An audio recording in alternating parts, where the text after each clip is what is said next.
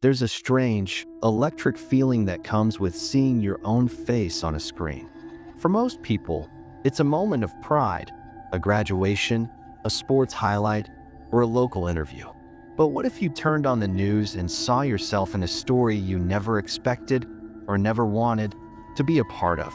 What if the world suddenly knew your name for all the wrong reasons? Tonight, I'm sharing 3 true stories of people who saw themselves on the news. Stories that start with a flicker of recognition and spiral into something much darker, stranger, and more unforgettable than anyone could have imagined. The first story begins on a rainy Thursday evening in a small city, where a college student named Tyler was finishing up a late shift at a local pizza shop. He was tired, hungry, and ready to go home. As he walked through the empty parking lot, he noticed a police car idling near the entrance. He didn't think much of it, just another night in the city. But when he got home, his phone was buzzing with messages from friends. "Dude, are you okay? Is this you? Turn on the news." Confused, Tyler flipped on the TV. The local station was running a breaking news story about a robbery at a convenience store just a few blocks from where he worked. The security footage was grainy, but the suspect was clear: a young man in a red hoodie, jeans, and sneakers, walking into the store with his hands in his pockets. Tyler's heart dropped. He was wearing the exact same outfit. The camera angle caught the side of the suspect's face, and for a moment, Tyler thought he was looking at himself. The news anchor described the suspect as armed and dangerous, warning viewers to call the police if they saw him. Tyler's phone kept buzzing.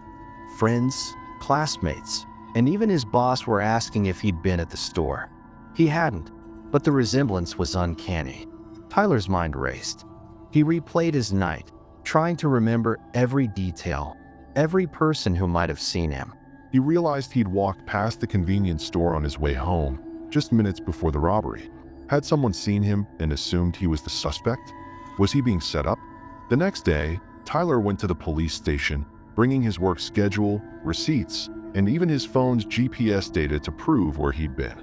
The officers were skeptical at first, but after reviewing the evidence, they agreed he couldn't have committed the crime. Still, the damage was done. Tyler's face had been broadcast all over town, and some people still looked at him with suspicion. The real suspect was caught a week later, a drifter who'd stolen Tyler's look by pure coincidence. But Tyler never forgot the feeling of seeing himself on the news, accused of something he didn't do.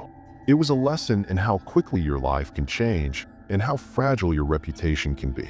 The second story is about a woman named Grace, who lived a quiet life in the suburbs, working as a nurse and spending her free time volunteering at a local animal shelter. Grace was the kind of person who avoided drama, who kept her head down and her circle small.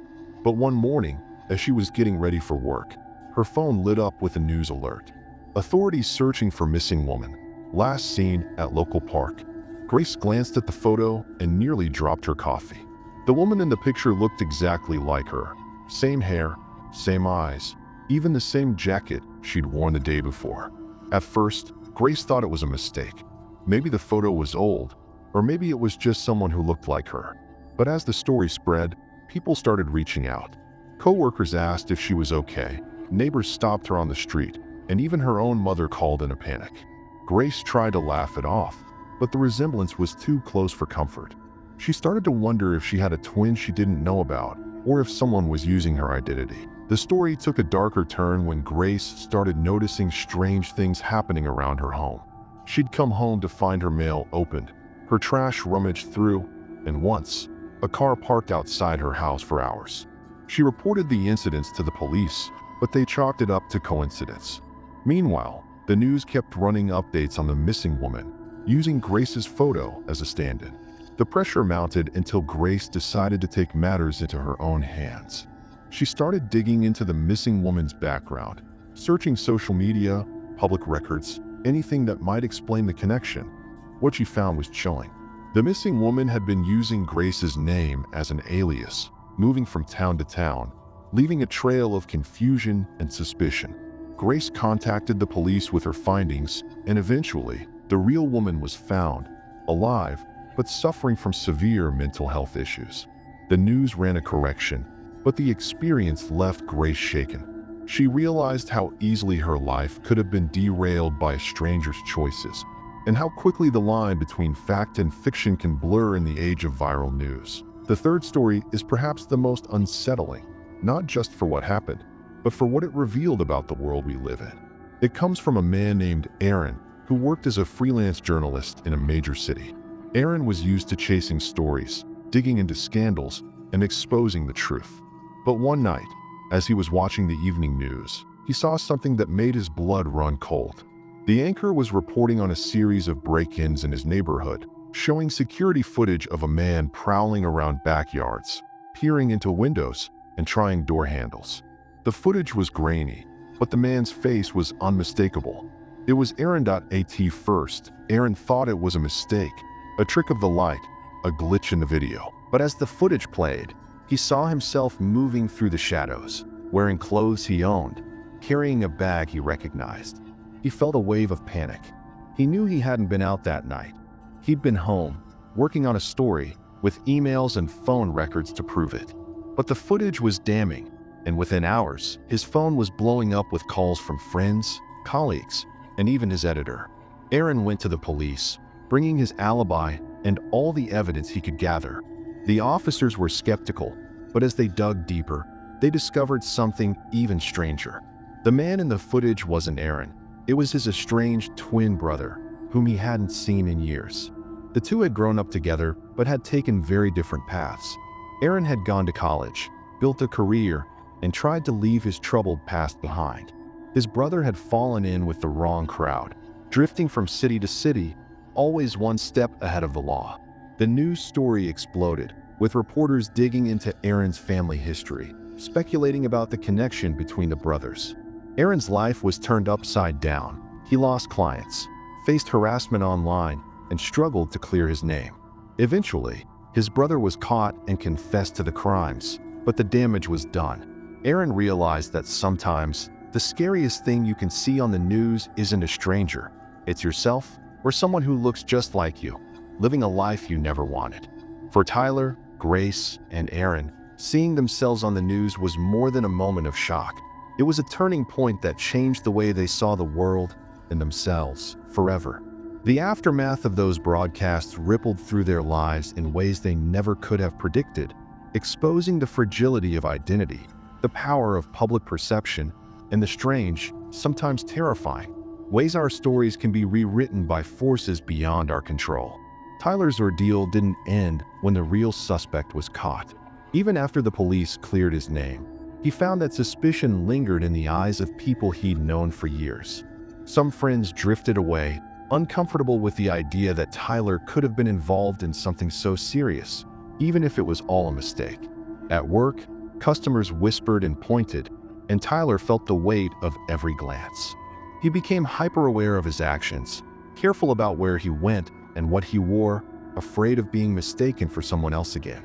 The experience left him with a deep sense of vulnerability, a realization that your life can be upended in an instant by nothing more than a coincidence and a camera. But Tyler also found unexpected support. His closest friends stood by him, helping him rebuild his reputation and reminding him that the truth would eventually win out. He started speaking out about his experience, warning others about the dangers of snap judgments and the importance of due process. Over time, the whispers faded, replaced by a new sense of resilience. Tyler learned that while you can't control what people think, you can control how you respond. He became an advocate for others who'd been falsely accused, using his story to help clear the names of those caught in similar situations.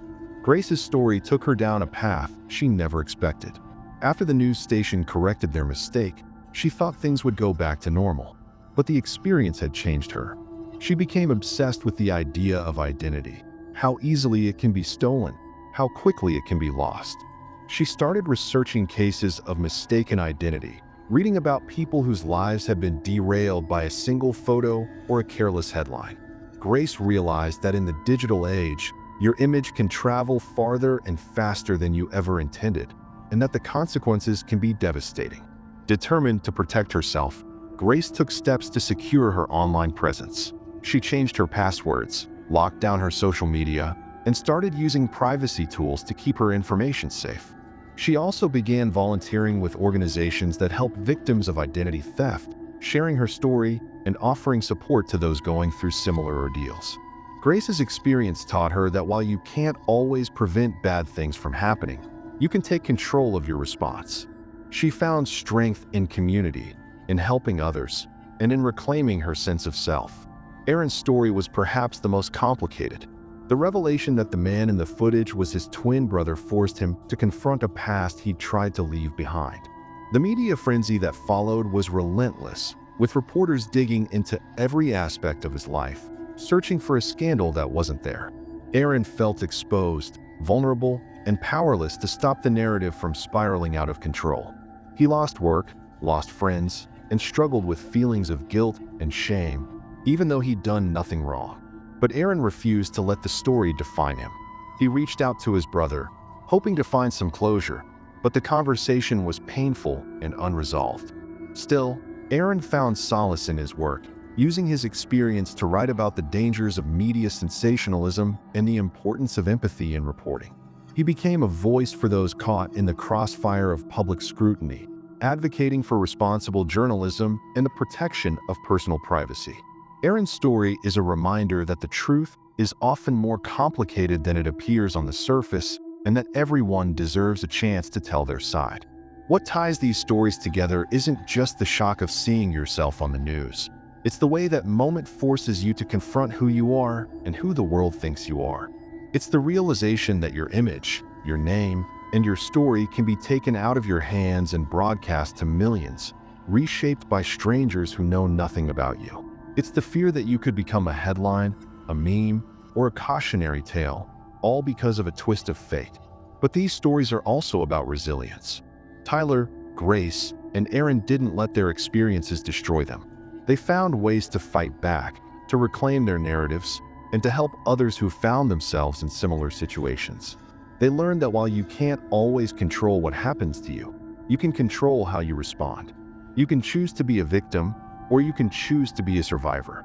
If you're listening to these stories and thinking, that could never happen to me, remember that every person in these stories thought the same thing. They were living ordinary lives, minding their own business, when the world turned its gaze on them. The most important lesson is to be prepared, to protect your identity, and to remember that the truth is always worth fighting for. As we come to the end of these stories, remember that the news is just one version of reality. Behind every headline, every photo, every story, there's a real person with hopes, fears, and a life that's more complicated than any broadcast can capture. If you ever find yourself in the spotlight, for better or worse, remember Tyler, Grace, and Aaron. Remember that you're not alone, that your story matters, and that you have the power to write your own ending. Thank you for joining me on this journey through 3 true stories of people who saw themselves on the news. If you have a story of your own, a moment when the world saw you in a way you never expected, share it in the comments. You never know who might need to hear it, who might find comfort in knowing they're not alone. Stay safe, protect your story, and remember, sometimes the scariest stories are the ones that could happen to any of us.